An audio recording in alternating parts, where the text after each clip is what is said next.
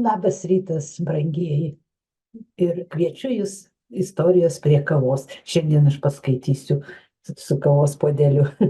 Šiandien aš paskaitysiu jums istoriją iš mano knygos Nuodėminga meilė, išvyka. Iki šeštadienio dirbau kaip ant sparnų. Gera nuotaika manęs neapleido visą savaitę. Į bufetą kasdien ėjau su viltimi susitikti Koliną, bet nesutikau. Nieko tokio, raminau save, juk kartu praleisime visą šeštadienį. Šeštadienis, 10 val. Ryto. Kolinas vis dar nesirodė. Negi jis neateis. Argi anglai nėra punktualūs, o gal kas atsitiko? Suglumusi tai pro langą dairiausi, tai vis duris varsčiau. Praėjo pusvalandis, o Kolino vis dar nebuvo. Tada paskambino sunerimusi mama.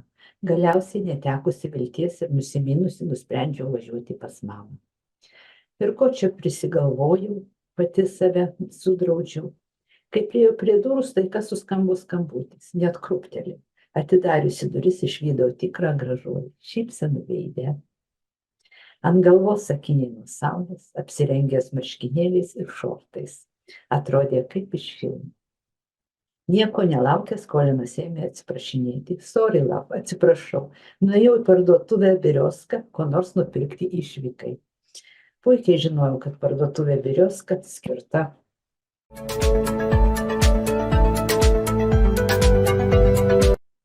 užsieniečiams. Nors angliškai supratau tik kelis žodžius, bet žodį meilė galėjau suprasti ir kitomis kalbomis. Negi jis man pasakė meilė. Ką tai reiškia? Ar jis mane myli? Nors paraudau nuo tokių žodžių, vis dėlto neparodžiau, kad iš džiaugsmo suspurdo širdis. Mūsų laukė taksi, kuriuo atvažiavo Kolinas. Paskambinau mamai ir išvažiavome pas ją. Mama jau laukė mūsų gatvėje. Kai ji tik įsitaisė šalia manęs, nuskubėjome į traukinių stotį. Mūsų kryptis buvo link jūros, į Vecakį miestelį. Nuo stoties tik 4 stotelės.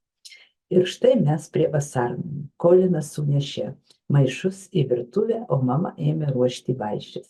Jis mamai padavė ir savo krepšį. Pasakė, kad jame dovanas. Krepšyje buvo šampano, viskio ir įvairaus maisto. Mama, apžiūrėjusi viską, padėkojo Kolinui. Pasakė, kad maistas bus pagamintas po valandos. Mudviem patarė pasivaikščioti prie jūros. Kolinas nusišypsojęs atsakė, okei, love. Ir vėl love, ar jis įsimylėjo mano mamą? Koks keistas. Tai štai toksai pasakojimas iš mano knygos Nuodėminga meilė. Iki kito susitikimo, skanios kavos ir geros savaitės.